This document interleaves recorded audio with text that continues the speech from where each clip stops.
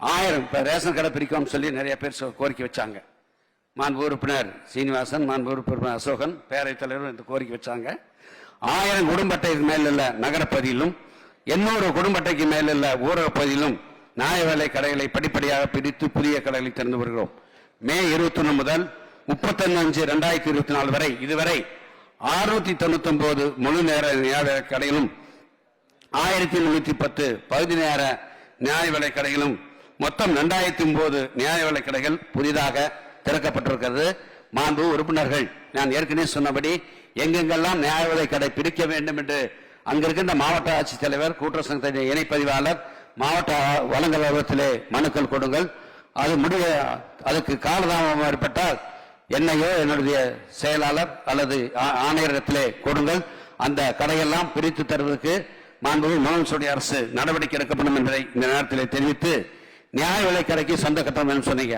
இப்போ அவர் சொன்னார், மாண்பு உறுப்பினர் சிவகாசி, சட்டமன்ற உறுப்பினர் அசோகன், அதாவது நாங்கள் 3 கடை கட்டியிருக்கிறோம், நகரத்தில் திறக்காம 3 வருஷம் இருக்குன்னு சொன்னார். எனவே இது சம்பந்தமாக நகராட்சி துறை சேர்ந்த அதிகாரிகளும் எங்கள் துறை அதிகாரிகளும் கலந்து பேசி அப்படிப்பட்ட தமிழ்நாட்டில் இப்ப எந்தெந்த கடைகள் கட்டி திறக்கப்படாமல் இருக்கிறதோ அதையெல்லாம் திறப்பதற்கு உரிய நடவடிக்கை எடுக்கப்படும் என்பதை இந்த நேரத்தில் நான் தெரிவிச்சுக்கிறேன். 31/5/2024 அன்றைய நிலவரப்படி 36,954 நியாய விலை கடைகள் செயல்பட்டு வருகின்றன. இவற்றில் 19,872 நியாய விலை கடைகள் சொந்த கட்டடத்திலும் 9,285 நியாய விலை கடைகள் வாடகையில்லா கட்டடத்திலும் 7,797 நியாய விலை கடைகள் வாடகை கட்டடத்திலும் செயல்பட்டு வருகின்றன.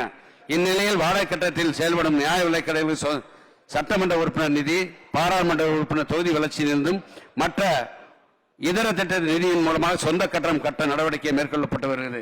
2021 முதல் மே 24 வரை நிதி ஒதுக்கீடு செய்யப்பட்டு 3,191 கடைகளுக்கு சொந்த கட்டணம் கட்டப்பட்டிருக்கிறது என்பதை இந்த நேரத்தில் அவைக்கு நான் தெரிவிக்க கடமைப்பட்டிருக்கிறேன். எங்க தொகுதியில கிளைக்கடை தரதுக்கெல்லாம் 7 லட்சம் ரூபாய்க்கு உடனே புது கடை எம்எல்ஏ ஃபண்ட்ல இருந்தே கட்டிருந்தோம். இப்ப 45க்கும் கட்டியாச்சு. ஊரகத்துறை அமைச்சர் ஊருக்கு கொடுத்திருக்காங்க 500 கடை, அதெல்லாம் ஃபுல் டைம் கட்டணம் தான் கொடுத்திருக்காங்க. மாண்புமிகு பேரவைத் தலைவருக்கு ஊரகத்துறை அமைச்சர் 500 கடை கொடுத்திருக்காங்க. அது ஃபுல் டைம் ஸ்டாஃப் தான் கட்டணம் சொல்லி கொடுத்திருக்காங்க. பார்ட் டைம்ல எம்எல்ஏ ஃபண்ட்ல, எம்பி ஃபண்ட்ல, மற்ற யூனியன்ல ஜெனரல் ஃபண்டு அது பண்ண முடியாது.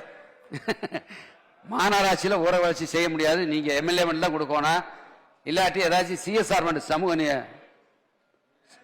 சிஎஸ்ஆர் ஃபண்ட்ல ஏதாச்சும் வாங்கி கட்டினீங்கன்னா பரவாயில்ல. முதல்ல பெரிய மினிஸ்டர் இருக்கார், மாண்புமிகு மூர்த்தி இருக்காரு, வணிக வரி பத்திரப்பத்துறை அமைச்சர், அப்படி சொல்லி யாராச்சும் பெரிய தொழிலதிபர் பிடிச்சி சிஎஸ்ஆர் ஃபண்ட் வாங்கி நிறைய கட்டடம் கட்டுங்க. மதுரை போறோம், மாநகர் போறோம். செய்திகளை உடனுக்குடனும் துல்லியமாகவும் தெரிந்து கொள்ள சப்ஸ்கிரைப் பண்ணுங்க.